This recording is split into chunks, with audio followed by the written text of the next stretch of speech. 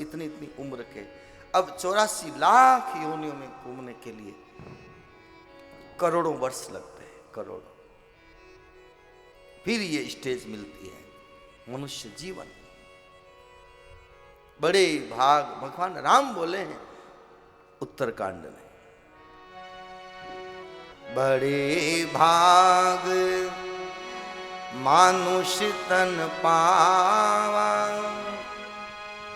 सुर दुर्लभ सद ग्रंथन गावा, सुर दुर्लभ सद ग्रंथन गावा।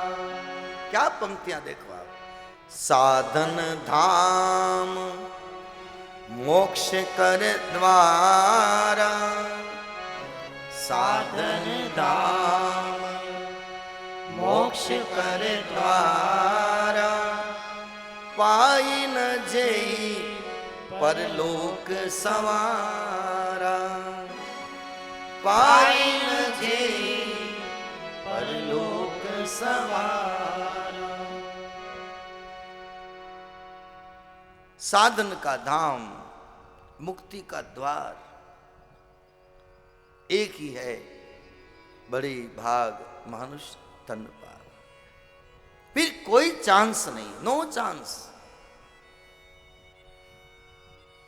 इतना अलर्ट करने वाला कौन सा शास्त्र होगा? सुखदेव जी राजा से कहते हैं परीक्षित से, राजन ये 7 दिन अगर तू चुक गया फिर वो समय नहीं आएगा। और इसलिए एक चौथे दिन की कथा का एक प्रमाण, चौथे दिन सुखदेव जी ने परीक्षित से पूछा है, राजन तुम 4 दिन से एक स्थान पर बैठे हो, कुछ भूख लगी होगी, प्यास लगी होगी, कुछ खा लो, कुछ खा लो। परीक्षित ने क्या खाया है आप में से कोई बता दे? मना कर दिया, नहीं।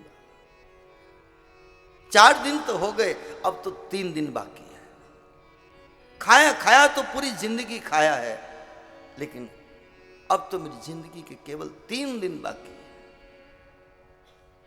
ना मुझे खाना अच्छा लगता है, और जिसकी मौत सिर के ऊपर हो उसको क्या खाना अच्छा लगेगा, क्या पहनना अच्छा लगेगा? परीक्षित की आंख में आंसू आ गए, बाबा नहीं नहीं, खूब खाया खूब पिया, अब तो 3 दिन बाकी है। ये अवसर, ये गोल्डन चांस मेरे हाथ से कहीं निकल न जाए। आपके एक एक शब्द को और सुखदेव जी के शब्द को परीक्षित सुन नहीं रहे, एक एक शब्द को पी रहे, जैसे रस को पीते हैं वैसे पी रहे हैं। एक एक मानो उतर रहा है, उतर रहा है। इसलिए कवि ने कहा है,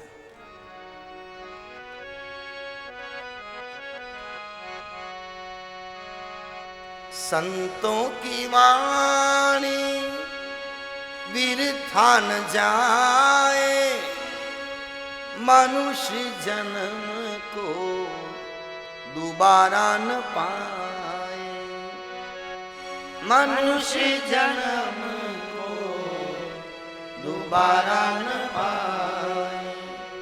संतों की वाणी व्यर्था न जाए। मेरे बनाए हुए भजन नहीं है, मैं तो चुन चुन के लाया हूं। जिसके रोम रोम बसे कृष्ण चंद्र, जिसके रोम रोम बसे कृष्ण चंद्र, उसे हर घड़ी आनंद ही आनंद है, उसे हर घड़ी आनंद ही आनंद है। जिसका हरि से जुड़ा संबंध है, जिसका हरि से जुड़ा संबंध है, उसे हर घड़ी आनंद ही आनंद है, उसे हर घड़ी आनंद ही आनंद। जिसका हरि से जुड़ा संबंध है उसे हर घड़ी आनंद ही आनंद। संतों की वाणी व्यर्था न जाए, मनुष्य जन्म को दोबारा न पाए। ये नहीं संभला तो नरकों में जाना निश्चित है। इसलिए आया है नरकों की गति का वर्णन। ये पूरी बात आपके बीच में कहने का एक यही अभिप्राय है कि अभी तो हम सब अच्छा देख रहे हैं, लेकिन इस जीवात्मा की आगे की यात्रा में हमारे कर्मानुसार अब कहाँ जाएंगे, कहाँ भटकेंगे, ये तो भगवान जाने। शुकदेव जी कहते हैं, राजन आपकी ये निष्ठा देख करके मेरा मन बहुत प्रसन्न है। इतने ऋषि मुनि बैठे हैं, लेकिन शुकदेव जी की दृष्टि में केवल एक परीक्षित है। कभी कहा हे परीक्षित, कभी कहा राजन। राजन राजन पढ़ लो भागवत में, हे राजन। राजन का अर्थ अब तुम राजा नहीं हो, अब तुम राजा नहीं हो। राज न तुम्हारे पास राज है, न तुम राजा हो। तुम एक शिष्य बनकर के बैठे हो, एक साधक बनकर बैठे हो, एक पिपासु बनकर बैठे हो, एक प्यासे बनकर के बैठे हो, एक जिज्ञासु अथा तो ब्रह्म जिज्ञासा। तो आगे मैं सुनाता हूं अजामिल का आख्यान। अजामिल एक ब्राह्मण है, बहुत सात्विक वृत्ति का था, लेकिन कुछ आंखों से ऐसे दृश्य देखे। एक शूद्र को, एक स्त्री गणिका को अश्लील हरकत करते हुए देखा और आंखों के रास्ते से विकार मन में प्रवेश कर गया और वही पथ से भ्रष्ट हो गया, पथ से अलग हो गया। कहते हैं एक बार उसके घर संत आए, संतों को भोजन कराया पत्नी ने। संत दक्षिणा के लिए बैठे थे, इतने में आ गया अजामिल। पत्नी डर गई, आके पत्नी को डांटा, इनको किसको पूछ के बुलाया। संतों ने देखा स्त्री की कोई गलती नहीं है। संतों ने कहा, अरे अजामिल तू ब्राह्मण है, इतना क्रोध, इतना क्रोध। हम तेरे द्वार पर आए हैं, भोजन तो कर लिया, तो महाराज भी पधारो। अरे बेटा दक्षिणा के लिए बैठे हैं। महाराज हम आपका अपमान नहीं कर रहे हैं, यही हमारी दक्षिणा समझ लेना, आप पधारो। संत ने कहा, हमें कोई दूसरी दक्षिणा नहीं चाहिए। तेरी पत्नी गर्भवती है, तेरे घर बालक होने वाला है, तेरे तो होने वाले बालक का नाम तो नारायण रख देना, बस इतना सा करना, ये हमारी दक्षिणा। तो बाबा इससे आपको क्या मिलेगा? कि इससे जो मुझे मिलेगा वो बता नहीं सकता, वो तो तू खुद देखना।